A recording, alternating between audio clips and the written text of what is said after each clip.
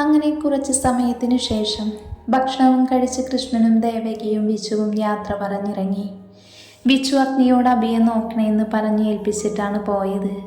അവർ പോയ സമയം അഭി അവരെയെല്ലാം കെട്ടിപ്പിടിച്ച് കരഞ്ഞിരുന്നു. പിന്നെ അമ്മ സമാധാനപ്പെടുത്തിയാണ് അകത്തേക്ക് കയറ്റിയത്. എല്ലാവരും പോയി പെണ്ണുങ്ങൾ അടുക്കളയിലേക്കും കയറി. അഗ്നിയാണെങ്കിൽ ആ നിമിഷം അഭിയെ അവിടെ മൊത്തമൊന്ന് പരതി.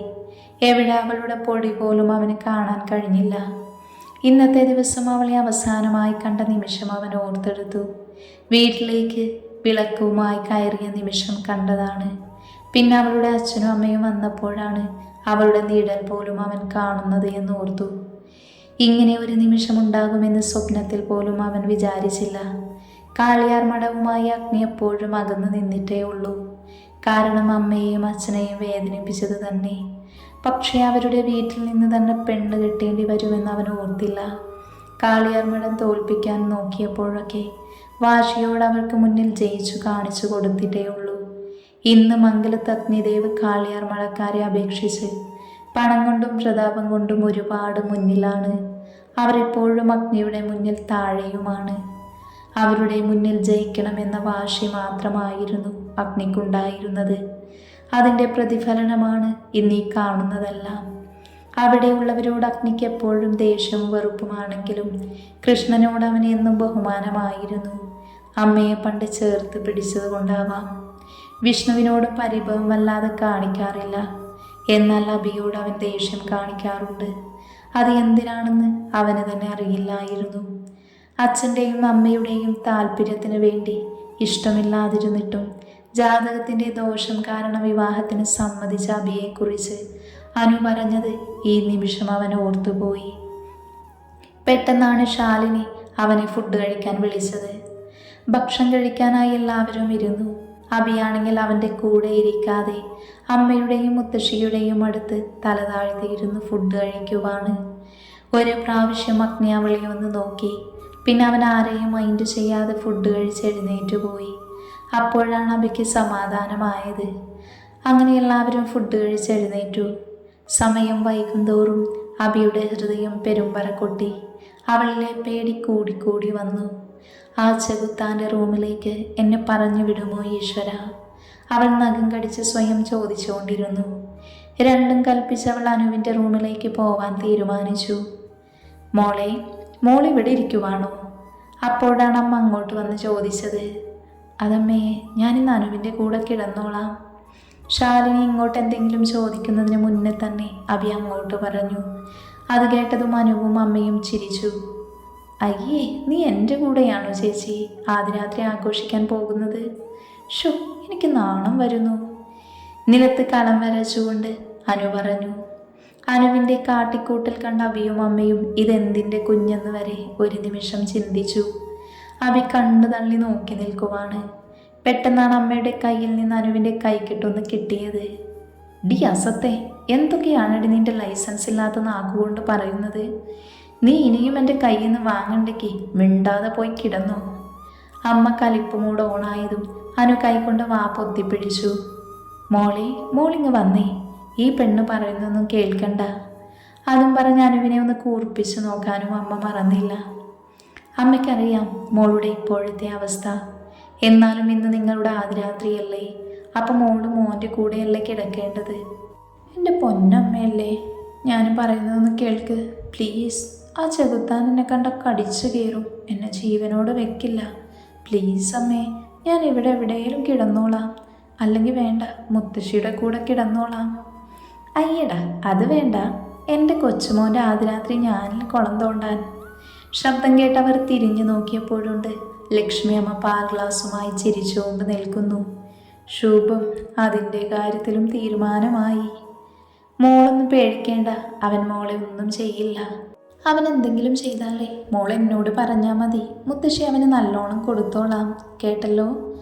പേടിക്കാതെ മോള് വാ. അതും പറഞ്ഞവർ രണ്ടുപേരും അവളെ അഗ്നിയുടെ റൂമിലേക്ക് കൊണ്ടുപോയി. അഭിയേച്ചി, അപ്പം എങ്ങനാ? All the best, happy first night. ജീവനോടെ ഉണ്ടെങ്കിൽ നമുക്ക് നാളെ കാണാം. Good night. അനു ബാക്കിൽ നിന്ന് വിളിച്ചു പറയുന്നത് കേട്ടതും അഭിയുടെ പേടി കുറച്ചുകൂടെ കൂടി. അവൾ വിറയലോടെ അമ്മമാരുടെ കൂടെ നടന്നു. അഗ്നിയുടെ റൂമിൻ്റെ മുന്നിലെത്തിയതും അവളുടെ കൈകളിലേക്ക് പാൽ ഗ്ലാസ് വെച്ചു കൊടുത്ത് അവർ രണ്ടുപേരും താഴേക്ക് പോയി. അഭയാണെങ്കിൽ എന്ത് ചെയ്യണമെന്നറിയാതെ ഒരു നിമിഷം അങ്ങനെ അങ്ങ് നിന്നുപോയി. പിന്നെ എന്തും വരട്ടെ എന്ന് കരുതി ഡോറിലൊന്ന് തള്ളിയതും ഡോറ് ലോക്കല്ലായിരുന്നു. അതുകൊണ്ട് തന്നെ അവൾ പതിയെ ഒന്ന് അകത്തേക്ക് തലയിട്ട് നോക്കി. അകത്തവനില്ല എന്ന് മനസ്സിലായതും സമാധാനത്തോടെ അകത്തേക്ക് കയറി. അഭി ഒരു നിമിഷം റൂം മൊത്തത്തിലൊന്ന് പരിശോധിച്ചു. അത്യാവശ്യം വലിയ റൂമാണ്, ഒരു വെള്ളമയം, അതുകൊണ്ട് തന്നെ ഒരു പ്രത്യേക വൃത്തിയുണ്ട്. ആകെ മൊത്തം അടിപൊളിയാണ് എന്നവൾക്ക് മനസ്സിലായി. അപ്പോഴാണ് ബാൽക്കണിയിൽ നിന്ന് അഗ്നി അകത്തേക്ക് കയറി വന്നത്. എന്നാൽ അവൻ വന്നതൊന്നും അറിയാതെയാണ് പാവം നിൽക്കുന്നത്. അഗ്നി അവളെ ആകെ മൊത്തം ഒന്ന് നോക്കി. സാരി ഉടുത്ത് മുടി നിവർത്തിയിട്ട് മുടിയിൽ മുല്ലപ്പൂ ചൂടി താലിയും സിന്ദൂരവും കൈകളിൽ ഓരോ വളയും കണ്ണിൽ നീട്ടി എഴുതിയ പേടമാൻ മിഴിയും ആകെ മൊത്തം ഒരു ദേവി ലുക്ക്. അവൻ അവളോടുള്ള ദേഷ്യം മറന്ന് അവളെ ലയിച്ചുപോയി. പെട്ടെന്നാണ് അഭിഞ്ഞെട്ടി അവനെ നോക്കിയത്.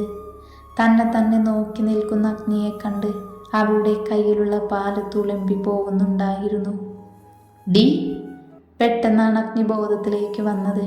അവൻ കലിപ്പ് നിറഞ്ഞ ഭാവം മുഖത്ത് വരുത്തി അവളോട് അലറി.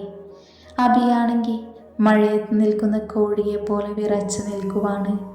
അതോടെ കണ്ടതും അഗ്നിക്കങ്ങ് വിറഞ്ഞു കയറി. ഡി പുന്നാര മോളെ, കാളിയാർ മഠത്തിലെ രാജകുമാരിയെ, ഇനി ഞാനിങ്ങ് ആനയിച്ചാലേ അവിടെ നിന്ന് മനങ്ങത്തുള്ളൂ. കൈ രണ്ടും നെഞ്ചിൽ പിണച്ചു വെച്ചുകൊണ്ട് അഗ്നി ചോദിച്ചതും അവൾ പേടിയോടെയാണെങ്കിലും മുന്നോട്ട് വന്ന് പാൽ ഗ്ലാസ് അവിടെയുള്ള ടേബിളിൽ വെച്ചു. എന്നിട്ടും ഒന്നും മിണ്ടാതെ അവിടെ തന്നെ തിരിഞ്ഞു നിൽക്കുവാണ്. അത് കണ്ടതും അഗ്നി അവൻ്റെ മുടി പുറകിലേക്കൊന്ന് മാടി ഒതുക്കി താടി ഒഴിഞ്ഞുകൊണ്ട് അവളുടെ അടുത്തേക്ക് ചുവടുകൾ വെച്ചു. അതിനനുസരിച്ച് അവളുടെ നെഞ്ച് പടപടാ മിടിക്കാൻ തുടങ്ങി. ഇപ്പൊ പൊട്ടിപ്പോകുമെന്ന അവസ്ഥയായിരുന്നു. എൻ്റെ ഈശ്വര, ഈ കാലൻ എന്നെ പിടിച്ച് ഞെക്കിക്കളയുമോ? എൻ്റെ അമ്മയ്ക്കും അച്ഛനും ഏട്ടനും ഞാൻ മാത്രമേ ഉള്ളൂ. ഈശ്വര, നീ തന്നെ തുണ. അവൾ നെഞ്ചിൽ കൈവച്ചറിയാതെ മനസ്സിൽ പ്രാർത്ഥിച്ചു പോയി. അപ്പോഴേക്കും അഗ്നി അവളുടെ തൊട്ടടുത്തെത്തിയിരുന്നു. എന്തടിപ്പുല്ലേ, നിന്റെ വായിലെന്താ പഴം പുഴുങ്ങി വെച്ചിട്ടുണ്ടോ? അവൻ്റെ ചുടുനിശ്വാസം അവളിൽ തട്ടിയതും അവളൊന്ന് പൊള്ളിപ്പിടഞ്ഞുപോയി. എന്നിട്ടും അവളിൽ നിന്നൊരു മറുപടിയുമില്ല എന്ന് കണ്ടതും അവനിൽ ദേഷ്യം കൂടി വന്നു. ആ നിമിഷം തന്നെ അവളുടെ കൈ പിടിച്ചവൻ തിരിച്ചു നിർത്തി. എന്താടി മുഖത്ത് നോക്കി സംസാരിക്കാൻ നിനക്ക് ഇത്ര ബുദ്ധിമുട്ട്? കള്ളികളെപ്പോലെ തല താഴ്ത്തി നിൽക്കുന്നതെന്താ? മുഖത്ത് നോക്കി സംസാരിക്കടി. അവൻ്റെ അഴച്ചയിലും കയ്യിലെ പിടുത്തവുമെല്ലാം കൂടെ അവളെ വേദനിപ്പിച്ചു. അവൾ നിറഞ്ഞ കണ്ണാലെ തല ഉയർത്തി അവനെ ഒന്ന് നോക്കി. അവളുടെ ആ നോട്ടം അവൻ്റെ ഹൃദയത്തിൽ തറച്ചു കയറി.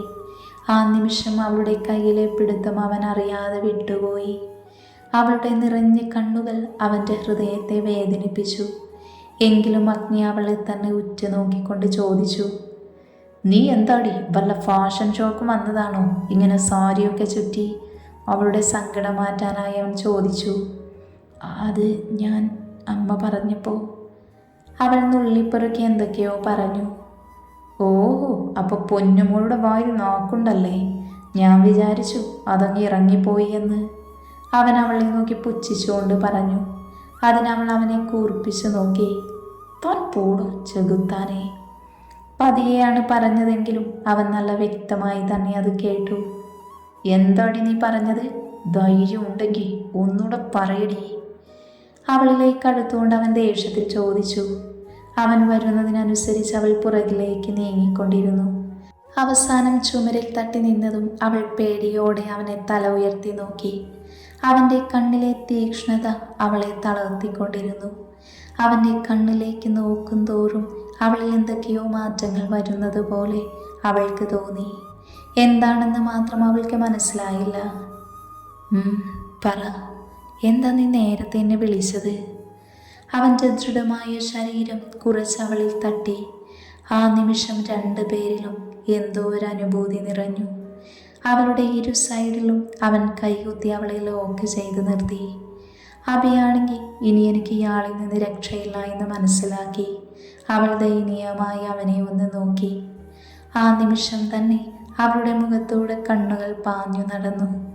പരൽമീനിനെ പോലെ പിടയ്ക്കുന്ന പീലി വിടർന്ന കണ്ണും പേടികൊണ്ട് ചുവന്നു തുടുത്ത ഉണ്ടക്കവിളും മേൽചുണ്ടിലെ വിയർപ്പും തേൻ നിറഞ്ഞു നിൽക്കുന്ന അവളുടെ അതരവും അവനെ വല്ലാതെ കൊതിപ്പിച്ചു. അവളോടുള്ള ദേഷ്യം അവൻ മറന്നുപോയി എന്ന് വേണം പറയാൻ. പെട്ടെന്നാണ് അവന് ബോധം വന്നത്.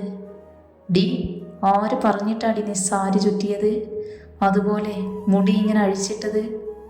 പെട്ടെന്ന് മാറി അവൻ്റെ സ്വഭാവം അവളിൽ അത്ഭുതം നിറച്ചു.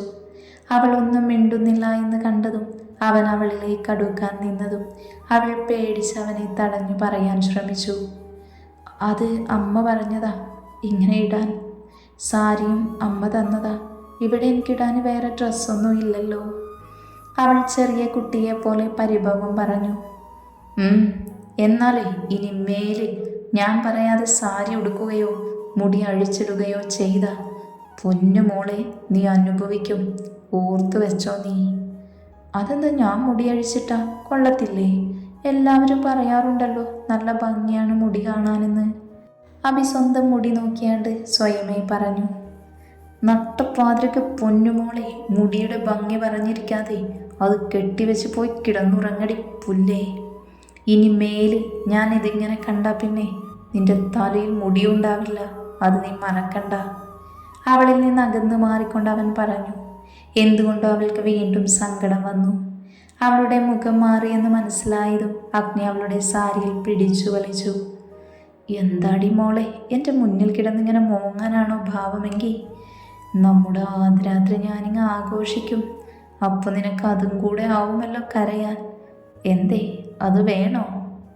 അവളെ അടുപ്പിച്ച് ചെവിയിൽ പറഞ്ഞതും അഭിയൊന്ന് സ്റ്റെക്കായി പോയി. എൻ്റെ ഈശ്വര, ഈ ചെകുത്തം പറഞ്ഞ പോലെ ചെയ്യുമോ? പ്ലീസ്, എനിക്ക് വേദനിക്കുന്നു.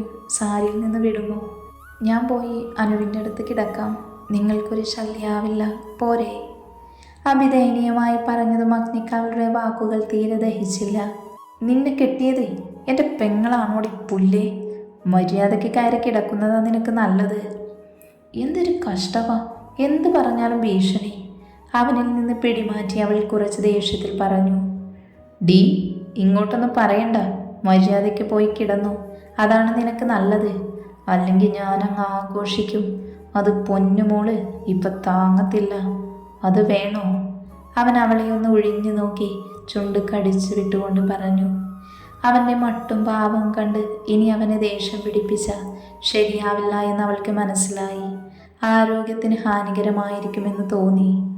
അവൾ നാലുപാടും നോക്കാൻ തുടങ്ങി. ഇനി എന്താടി നിനക്ക് വേണ്ടത്? അവളുടെ പൊട്ടത്തരം കണ്ട് അഗ്നിക്ക് അങ്ങ് വിറഞ്ഞു കയറി. അത് ഞാൻ എവിടെ കിടക്കും? അവൾ സംശയത്തോടെ ചോദിച്ചു. എന്തേ, ഇനി നിനക്ക് കിടക്കാനായിട്ട് ഞാൻ വേറെ കട്ടിലും കിടക്കയും കൊണ്ടുവന്നാലേ കിടക്കത്തുള്ളൂ? അവൻ്റെ ചോദ്യം കേട്ട് അവൾ വാ തുറന്നു പോയി. പോയി കിടക്കടി പുല്ലേ. അവൻ്റെ അലർച്ച കേട്ട് അവൾ ഓടിപ്പോയി കിടക്കാൻ നിന്നതും ഡി പുല്ലേ, മുടി കെട്ടടി. അവൻ പറഞ്ഞതും അവൾ വേഗം മുടിയെടുത്ത് മടക്കി കെട്ടിവെച്ച് കട്ടിൽ ഓരോത്തായി കിടന്നു. അഗ്നിക്ക് അവളുടെ കിടത്തം കണ്ട് ചിരി വരുന്നുണ്ടായിരുന്നു. അവളെ കാണിക്കാതെ അവനും വന്ന് മറു സൈഡിൽ കിടന്ന് ലൈറ്റ് ഓഫ് ചെയ്തു. അയ്യോ, പെട്ടെന്ന് അഭി ഞെട്ടിക്കൊണ്ട് വിളിച്ചു. എന്താടി? അഗ്നി ലൈറ്റിട്ട് ചോദിച്ചു. അത് പിന്നെ ലൈറ്റ് എന്തിനാ ഓഫ് ചെയ്തത്? അതോ, അത് നിനക്കറിയില്ല. നമുക്കേ ഫസ്റ്റ് നൈറ്റ് ആഘോഷിക്കണ്ടേ, അതിനു വേണ്ടി തന്നെയാ. കളിയാക്കിക്കൊണ്ടുള്ള അവൻ്റെ സംസാരം കേട്ട് അവൾ ഒന്നും മിണ്ടാതെ കിടന്നു. അതെ, ലൈറ്റ് ഓഫ് ചെയ്താൽ എനിക്ക് പേടിയാ. ലൈറ്റ് ഓഫാക്കാതിരിക്കുവോ? അത് പറഞ്ഞ് അവൾ എണീറ്റ് പോവാൻ തുടങ്ങിയ അവളെ കൈയിൽ പിടിച്ചവൻ കട്ടിലേക്ക് വലിച്ചിട്ടു. അവളുടെ മുകളിലായി കൈകൊത്തി നിന്നു. ഒരു നിമിഷം ശ്വാസമെടുക്കാൻ പോലും അവൾ മറന്നു. ആ ഇരുട്ടിലും അവൻ്റെ തിളങ്ങുന്ന കാപ്പി കണ്ണുകൾ അവൾ കണ്ടു. തൻ്റെ ശരീരത്തിന് മുകളിൽ തന്നിലേക്ക് ഭാരം കൊടുക്കാതെ കിടക്കുന്ന അവനെ അവൾ പിടയ്ക്കുന്ന കണ്ണുകളോടെ നോക്കി. അച്ഛനും വിച്ചുവേട്ടനും അല്ലാതെ മറ്റൊരാണിനോടും അധികം ഇടപെട്ട് ശീലമില്ല. ആദ്യമായിട്ടാണ് ഇങ്ങനെയൊക്കെ ഇത്രയും അടുത്തൊരാണ്. അവളുടെ നെഞ്ച് പടപടാ മിടിച്ചു. പോകണോ നിനക്ക്? അവളുടെ മുഖം അടുപ്പിച്ച് അവൻ ചോദിച്ചതും അറിയാതെ വേണ്ട എന്നവൾ തലയാട്ടി പോയിരുന്നു. കണ്ണുകൾ മുറുക്കെ അടച്ചു അവൾ. കുറച്ചു കഴിഞ്ഞപ്പോൾ അവനൊന്നും പറയാതെ വന്നപ്പോൾ അവൾ ഒരു കണ്ണു തുറന്ന് നോക്കി. അവൻ തിരികെ കിടന്നിരുന്നു. മനുഷ്യനെ പേടിപ്പിക്കാനായിട്ട്. പേടിച്ചു ഞാനെങ്ങാനും തട്ടിപ്പോയിരുന്നേല് ആര് സമാധാനം പറഞ്ഞേനെ ഈശ്വര. എനിക്ക് ഇരുട്ട് പേടിയായുണ്ടല്ലേ. പേടി തോന്നിയപ്പോൾ അവൻ പതിയെ അവനോട് ചേർന്ന് കിടന്നു. അഗ്നി പിന്നെ അവളോടൊന്നും പറഞ്ഞില്ല. കാരണം തൻ്റെ മനസ്സും ശരീരവും കൈവിട്ടു പോകുമെന്ന് അവൻക്കറിയാമായിരുന്നു.